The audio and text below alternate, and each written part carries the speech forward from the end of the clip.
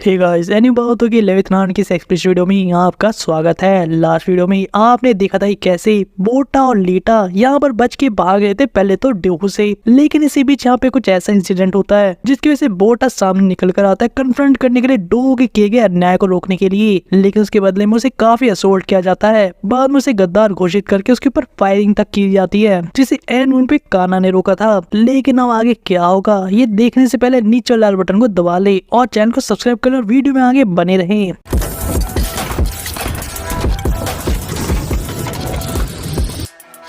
हम देखते हैं कि कान्हा जो कि काफी ज्यादा फास्ट और एक 3 स्टार हार्पूनिस्ट है, उन सभी बुलेट्स को ब्लॉक कर लेती है एंड मोमेंट पे आकर, और ऐसा होते देखकर बोटा भी काफी शॉक था। वही लोगों की भीड़ भी पहचान जाती है कि कान्हा है यानी द फेमस हार्पूनिस्ट जो कि इन सभी की रक्षा करते आ रही है। वहीं दूसरी तरफ डोहू कान्हा को धमकाते हुए कहता है क्या वो क्रेजी हो गई है, जो एक फेलो हार्पूनिस्ट जो की पोजिशन में उससे ऊपर है उसके काम में अड़ंगा लगा रही है। उसे एक सुपीरियर के काम में किसी तरीके से इंटरफेयर नहीं करना चाहिए। लेकिन कान्हा का कहना था कि दोनों बच्चे गिल्टी नहीं हैं। जहाँ डो इस बात का मजाक उड़ाते हुए कहता है कि कैसे कान्हा के लिए हमेशा उसके दिल में एक सॉफ्ट स्पॉट होता है रिफ्यूजीज के लिए और वो उनकी हमेशा हेल्प करती है, और इस बार इन दोनों बच्चों के लिए नैनी प्ले कर रही है। एंड ऑब्वियसली डोफू यहाँ पे ये भी समझ चुका था कि कैसे शायद कान्हा को पहले मोमेंट से पता था कि दोनों ट्योन माँ के बच्चे हैं। जहाँ इसके साथ इन दोनों के बीच में अटैक और फाइटिंग के चांसेस चालू हो जाते हैं। जहाँ पे कान्हा काफी इजीली पहले अटैक को ब्लॉक करके यहाँ पे जो काउंटर अटैक करती है और उसकी वजह से डोहू अपने फेस पे एक और क्रिटिकल डैमेज लेता है। साथ ही में अब वेपन से डिफीट हो चुका था कान्हा के हाथों, लेकिन ओब्वियसली एक विलन इतनी आराम से तो रुकने वाला नहीं है। वो अपने मैकेनिकल हाथों का यूज करता है मूवमेंट पे, और यहाँ पे हम थोड़ी सी और भी बैटल को होते हुए देखते हैं आगे, जहाँ पे डोहू काफी ज्यादा कॉन्फिडेंट लग रहा था अपनी स्किल्स को लेकर,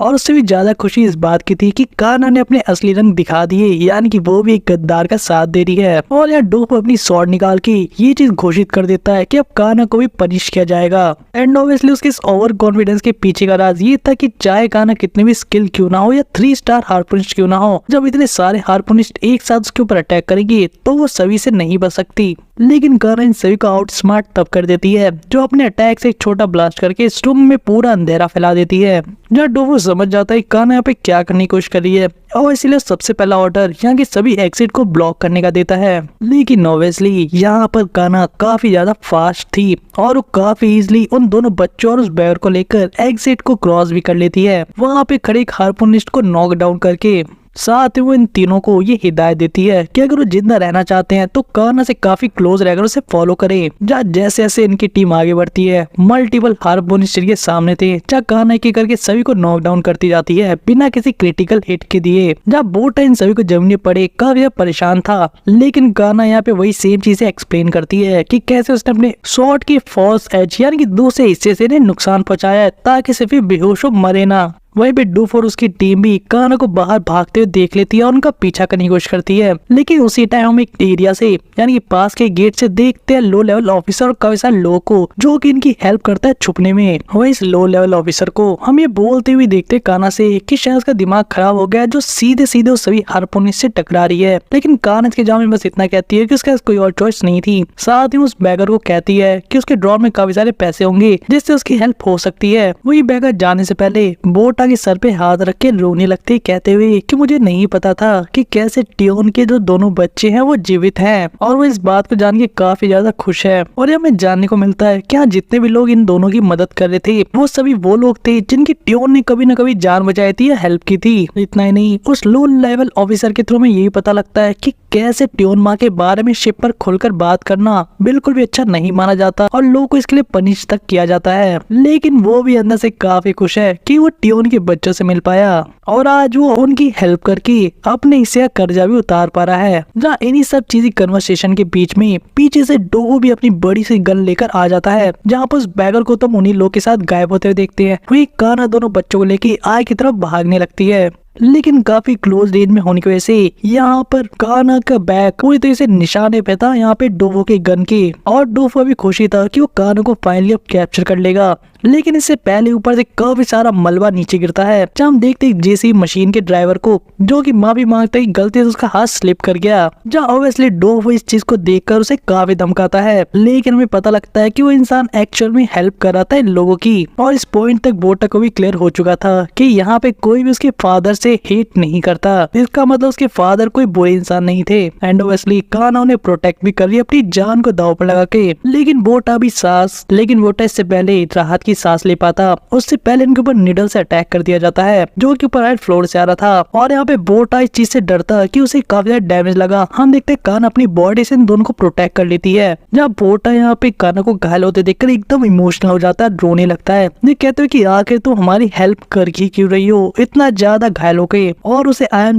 सॉरी कहने लगता है। जब एक कान्हा से समझाती है कि इस चीज का टाइम नहीं है और उसे सॉरी तो बिल्कुल फील नहीं करना चाहिए क्योंकि कान्हा यहाँ पे अपना कर्जा उतारे इनकी हेल्प करके। जब हमें वही मोमेंट दिखाया जाता है कान्हा को याद आते हुए जहाँ पे ट्योन माँ ने कान्हा को एडवाइस दी थी कि शिप के ऊपर जो कमजोर लोग हैं उनको स्ट्रॉन्ग लोग डिवाइड कर जाते हैं यानी कि निगल जाते हैं। और यही सेम एडवाइस यहाँ पे कान्हा भी बोटा को देती है कि जो इस दुनिया के अंदर कमजोर रह जाता है उसे स्ट्रॉन्ग दबा के रखते हैं अपने नीचे, और अगर उन्हें सरवाइव करना है तो उन्हें सबसे ज्यादा स्ट्रॉन्ग बनना होगा। जब बोटा और लीटा दोनों इस एडवाइस को सुन रहे थे और बोटा रोते रोते कहता है कि ओके। लेकिन इस पूरे टाइम में हम काफी सारे हार्पूनिस्ट गार्ड्स को यहाँ पे इन्हें घेरते हुए देखते हैं, जहाँ एक तरफ सारे गार्ड्स थे और दूसरी तरफ डेड एंड यानी कि भागने का कोई रास्ता नहीं था। और डो स्माइल कर रहा था कि उसने फाइनली लोगों को कॉर्नर कर दिया। जब हमें पता लगता है कान्हा को भी अपने ऊपर डाउट होने लगा था क्या वो इतनी स्ट्रॉन्ग है कि वो इन बच्चों को प्रोटेक्ट कर सकेगी। वो अपने आप को काफी ज्यादा पुश कर रही है ऑलरेडी, चाहे काफी ज्यादा घायल है, उसकी बॉडी से ब्लीडिंग हो रही है। लेकिन हम देखते हैं कि फाइनली यहाँ पर कान्हा गिव अप नहीं करती और फाइटिंग स्टांस में आ जाती है। डो भी उसकी बॉडी को देखकर समझ जाता है कि कैसे वो अंत तक लड़ने के लिए रेडी है। वहीं पे कान्हा इन दोनों बच्चों को कहती है कि इनके पीछे एक क्रेन है जिसका यूज करके वो नीचे एक जगह पर जा सकते हैं जहाँ पर वो उसके थ्रू यहाँ से बचकर निकल भी सकते हैं, और वही उनका अल्टीमेट गोल होना चाहिए यहाँ पर। और इसलिए कान्हा यहाँ पे सभी को बिजी रखेगी, तब तक इन दोनों को एस्केप करना होगा। जब बोटा को लीटा हाथ पर के यहाँ से भागते हुए भी देखते हैं, वहीं पे हम उन्हीं ऑफिसर्स को जो कि एक लेवल ऊपर थे वापस से कान्हा के ऊपर अटैक करते हुए देखते हैं, जहाँ पे कान्हा इस बार सरप्राइजिंगली काफी एजाइल तरीके से उस पूरे प्लेटफॉर्म को डिस्ट्रॉय कर देती है। साथ ही इस प्रोसेस में वो दोनों हार्पूनिस्ट को जो कि नीचे गिरे थे उन्हें नॉक डाउन भी कर देती है सेम मोमेंट पे। वो इससे पहले सारे हार्पूनिस्ट जो कि उसके सामने खड़े थे उसके ऊपर अटैक करे वापस से फायरिंग करे। यहाँ पे कान्हा इस बार उसी टूटे प्लेटफॉर्म को एज अ शील्ड यूज करके अपने को बचा लेती है।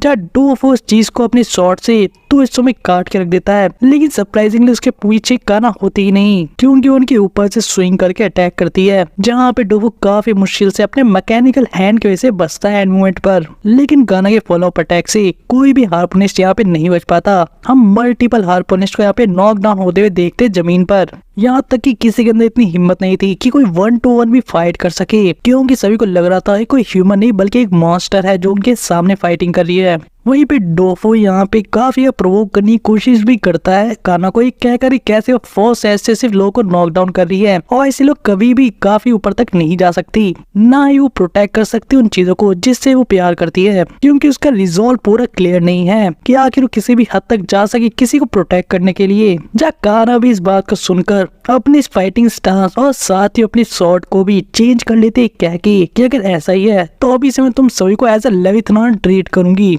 जो सुन के तो आधे हार्पूनिस्ट की तो वही फट जाती है। लेकिन डोफो यहाँ भी नहीं रुकता और हम उसे अपने डबल शॉट से अटैक करते हुए देखते हैं कान्हा के ऊपर, जहाँ दोनों की चीजें एक दूसरे टकरा रही थी इस पूरे फाइटिंग के टाइम पे। लेकिन ये डोफो को अपर हैंड था क्योंकि कान्हा पहले से घायल थे और काफी ज्यादा एग्जॉस्टेड भी लगी थी। लेकिन इसके अगले मोमेंट सैडली यहाँ पर डोफो को मल्टीपल कट लगते हैं जब यह कान्हा का अटैक काफी फियर्सली उसकी बॉडी को कट करके रख देता है अलग अलग जगह पे। वही कान्हा जो कि काफी ज्यादा मॉन्स्टर जैसा बिहेव कर रही थी यहाँ पर डोफो को वापस से उठने के लिए कहती है। ये कहते हैं कि तुम्हारे अंदर किसी चीज की भी स्किल्स नहीं है, यहाँ तक कि खुद को प्रोटेक्ट करने की भी। जहाँ एक तरफ इन दोनों की शॉट एक दूसरे से टकरा रही थी, वहीं पे बोटा और लीटा काफी नीचे तक पहुंच गए थे और लोग सोच रहे थे कान्हा कब आएगी। और अभी बोटा और लीटा दोनों क्रेन का यूज करके नीचे उतरते बोट के लिए, जिसके बारे में कान्हा ने बताया था। हम पीछे से एक हार्पूनिस्ट को यहाँ पर पहुंचते हुए देखते हैं, जहाँ दूसरी डायरेक्शन से भी एक और गार्ड आ जाता है जहाँ पे वो दोनों इनका नाम पूछ रहे थे। लेकिन बोटा भी अपना रिजॉल्व क्लियर कर चुका था, यानी कि अपनी सिस्टर को प्रोटेक्ट करने का। हम उसे अपनी गोद में लेकर सीधे नीचे कूदते हुए देखते हैं, जहाँ ऑब्वियसली दोनों यहाँ पे काफी डरे हुए थे और नीचे गिरने के बाद जब वो सेफली बच जाते हैं, जहाँ लीटा काफी बोटा के सर पे मारते हुए कहती है कि तुमने तो मुझे डरा ही दिया था।